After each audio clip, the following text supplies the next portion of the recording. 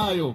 Na Biblia yangu inasema ya kwamba akawa amezunguka kwa matibabu ya namna yoyote, akaenda kwa madaktari wa kila namna, akaenda kwa watu wa namna yote, lakini maandiko inanakili ya kwamba hakupata suluhu la matatizo yake.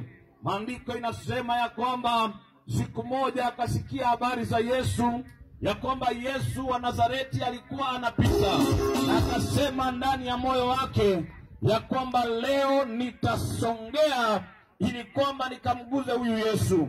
Maandiko inasema ya kwamba aliposikia habari za Yesu, akawa anapita katikati ya umati.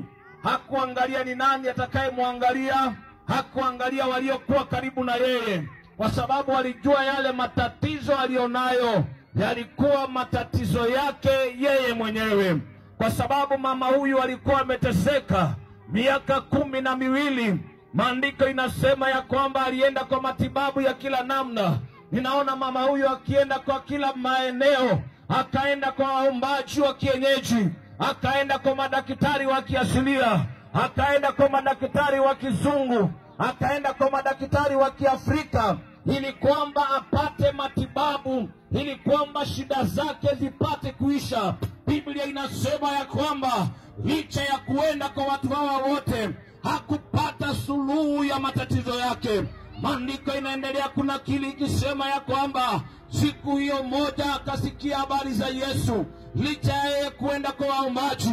Ninaona mpaka ameenda kwa wahubiri, akaenda kwa wahubiri wa kila namna, akatoa sadaka zote ambazo watu waambiwa watoe. Akaenda kwa wahubiri wa vitambaa, akapatiwa kitambaa.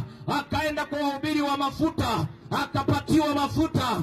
Akaenda kwa wahubiri wa Mombasa, akaenda wahubiri wa Tanzania, akaenda waombaji wa kila namna. Lakini maandiko inasema mama huyu hakupata suluhu. Shida zake zikaongezeka, umasikini ukaingia nyumbani mwake. Vitu vyote alivyokuwa navyo, maandiko inasema akavitumia. Lakini leo nataka nikuambie ya kwamba wakati alisikia habari za Yesu, akasema moyoni mwake, nimejaribu madaktari wote, nimejaribu waganga wote, nimejaribu matibabu wote, lakini leo acha nimjaribu Yesu. Nisikilize watu wa taifa jioni ya leo.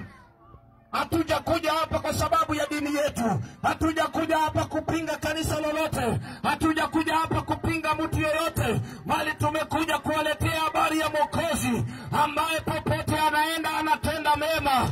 Alienda Galilaya akatenda mema, akapitia Yeriko akatenda mema, akapata waliokuwa wamepoza akawaponya, akapata waliokuwa wamepotea katika anasa akawapa uzima, akapatana na watu ambao walikuwa wamefungwa na vifungo vya kila namna akawapa uzima. Hatuja kuja kutangaza dini, tumekuja kumtangaza Yesu mwana wa Mungu ambaye alishinda mauti, alishinda kifo.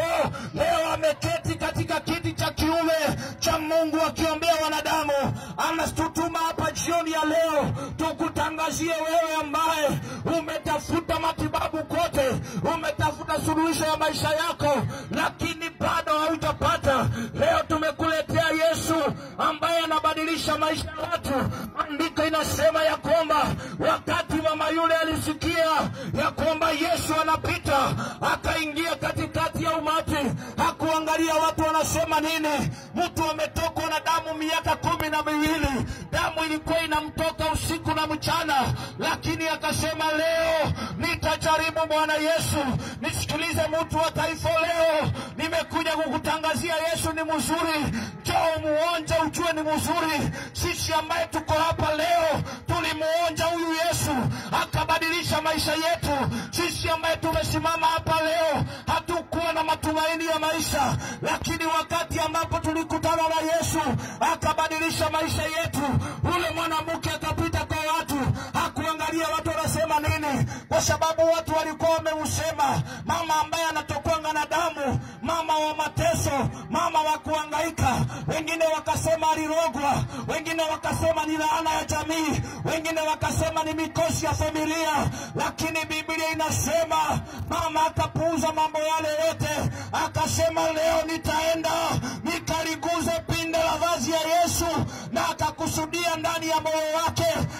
akasema nikiguza pindo ugonjwa wangu utaisha, matatizo yangu yataisha. Nisikilize mtu wa taifa, umeenda makanisa yote, umeenda dini zote, umeenda kwa waombaji wote, umetoa sadaka zote, unaenda mahali pengine unaambiwa toa sadaka ya jamii yako, matatizo yako hayajaisha.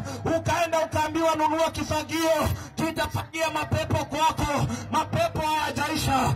Ukaenda ukaambiwa nunua kitambaa kitafukuza mapepo, mapepo hayajaisha.